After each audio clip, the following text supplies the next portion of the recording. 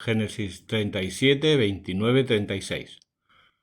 Volvió Rubén al pozo, pero no estaba en él José, y rasgando sus vestiduras, volvióse a donde estaban sus hermanos y dijo: El niño no parece.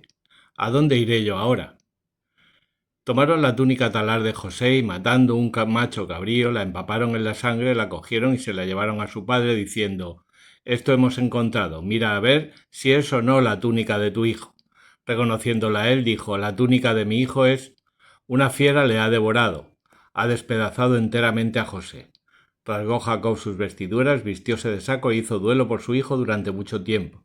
Venían todos sus hijos y sus hijas a consolarle, pero él rechazaba todo consuelo, diciendo: En duelo bajaré al sepulcro a mi hijo. Y su padre le lloraba. Los madianitas le vendieron en Egipto a Putifar, ministro del faraón y jefe de la guardia.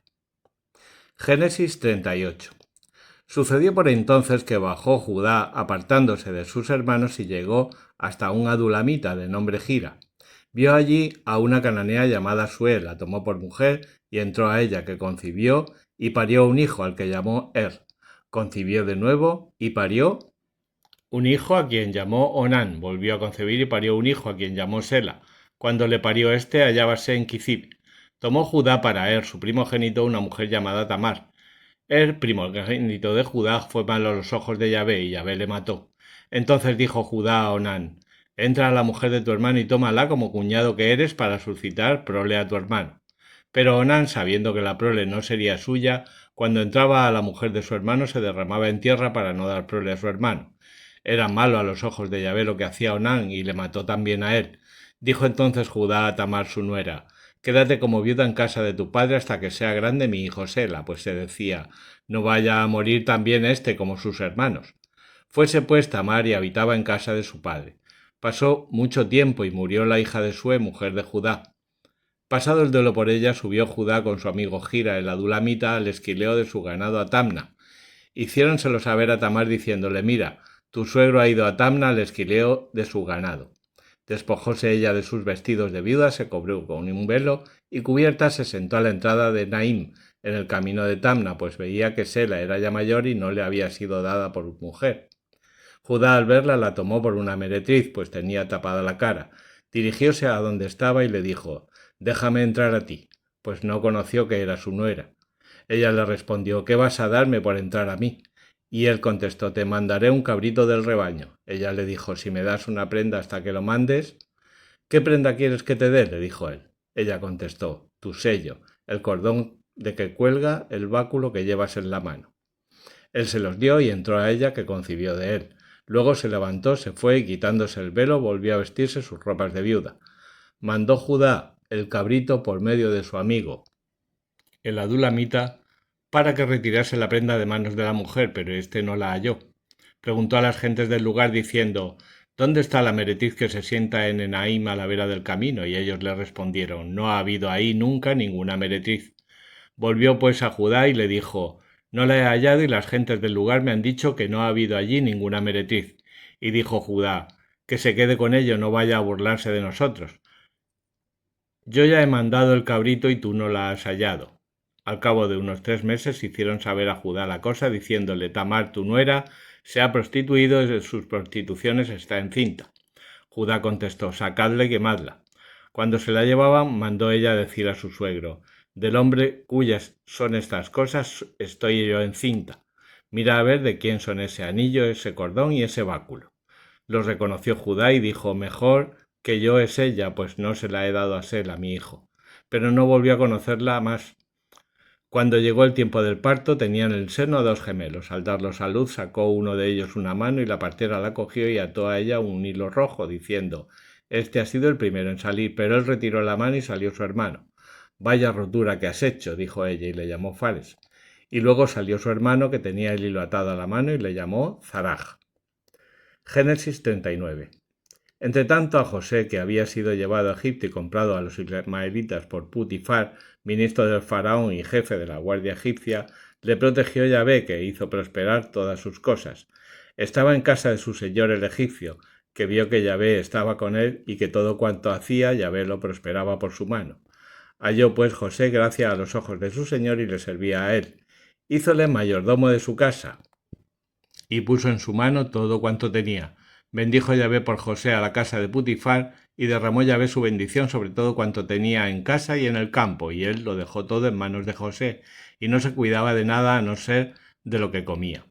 Era José de hermosa presencia y bello el rostro. Sucedió después de todo esto, que la mujer de su señor puso en él sus ojos y le dijo: «Acuéstate conmigo». Rehusó él, diciendo a la mujer de su señor: «Cuando mi señor no me pide cuentas de nada de la casa y ha puesto en mi mano cuanto tiene, y no hay en esta casa nadie superior a mí, sin haberse reservado él nada fuera de ti por ser su mujer, ¿voy a hacer yo una cosa tan mala y pecar contra Dios?». Como hablase ella a José un día y otro día y no la escuchase él, negándose a acostarse con ella y aun a estar con ella, un día que entró José en la casa para cumplir con su cargo y no había nadie en ella, le cogió por el manto diciendo: «Acuéstate conmigo». Pero él, dejando en su mano el manto, huyó y se salió de la casa. Viendo ella que había dejado el manto en sus manos y se había ido huyendo, se puso a gritar, llamando a las gentes de su casa, y les dijo a grandes voces: «Mirad, nos ha traído a ese hebreo para que se burle de nosotros. Ha entrado a mí para acostarse conmigo, y cuando vio que yo alzaba mi voz para llamar, ha dejado su manto junto a mí y ha huido fuera de la casa». Dejó ella el manto de José cerca de sí hasta que vino su señor a casa. Y le habló así: «Ese siervo hebreo que nos has traído ha entrado a mí para burlarse de mí. Cuando vio que alzaba mi voz y llamaba, dejó junto a mí su manto y huyó fuera». Al oír su señor lo que le decía su mujer: «Esto y esto es lo que me ha hecho tu siervo», montó en cólera, y cogiendo a José le metió en la cárcel donde estaban encerrados los presos del rey, y allí en la cárcel quedó José. Pero estaba Yahvé con José, y extendió sobre él su favor, haciéndole grato a los ojos del jefe de la cárcel, que puso en su mano a todos los allí presos, y cuanto allí se hacía, era él quien lo hacía. De nada se cuidaba por sí el jefe de la cárcel, porque estaba Yahvé con José, y cuanto hacía éste, Dios lo prosperaba. Génesis 40. Sucedió después que, habiendo faltado contra su señor el rey de Egipto, el copero y el repostero del rey, se encolerizó el faraón contra sus dos ministros, el jefe de los coperos y el jefe de los reposteros, y los encarceló en la casa del jefe de la guardia, en la cárcel donde estaba preso José. Púsolos el jefe de la guardia bajo la custodia de José, y éste les servía el tiempo que estuvieron en la cárcel. El jefe de los coperos y el jefe de los reposteros del rey de Egipto, que estaban presos en la cárcel, tuvieron ambos un sueño en la misma noche, cada uno el suyo, y cada sueño de diversa significación. Cuando por la mañana vino a ellos José y los vio tristes, preguntó a los dos ministros que con él estaban presos en la casa de su señor, diciéndoles: «¿Por qué tenéis hoy mala cara?». Ellos le contestaron: «Hemos tenido un sueño y no hay quien lo interprete». Díjoles José: «¿No es de Dios la interpretación de los sueños? Contádmelo si queréis».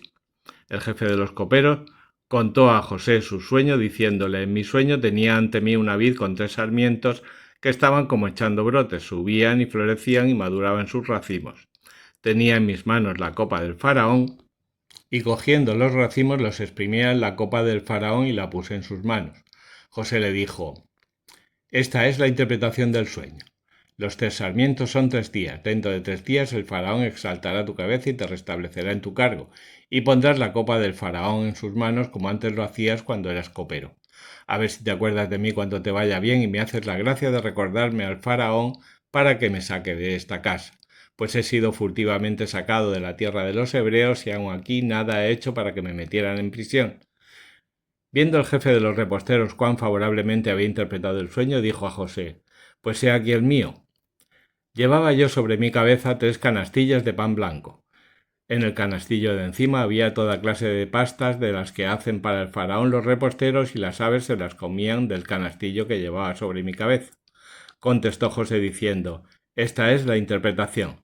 Los 3 canastillos son 3 días. Dentro de 3 días te quitará el faraón la cabeza y te colgará de un árbol, y comerán las aves tus carnes».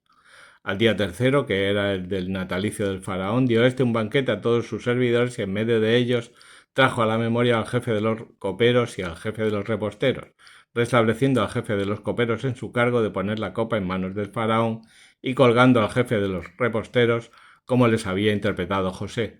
Pero el jefe de los coperos no se acordó más de José, sino que se olvidó de él.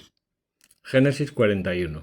Al cabo de 2 años soñó el faraón que estaba a orillas del río, y veía subir de él 7 vacas hermosas y muy gordas, que se pusieron a pacer la verdura de la orilla. Pero he aquí que después subieron del río otras 7 vacas feas y muy flacas, y se pusieron junto a las 7 que estaban a la orilla del río, y las 7 vacas feas y flacas se comieron a las 7 hermosas y gordas, y el faraón se despertó. Volvió a dormirse y por segunda vez soñó que veía 7 espigas que salían de una sola caña de trigo muy granadas y hermosas, pero detrás de ellas brotaron 7 espigas flacas y quemadas por el viento sonaron, y las 7 espigas flacas y quemadas devoraron a las 7 espigas hermosas y granadas, y se despertó el faraón. Este fue el sueño.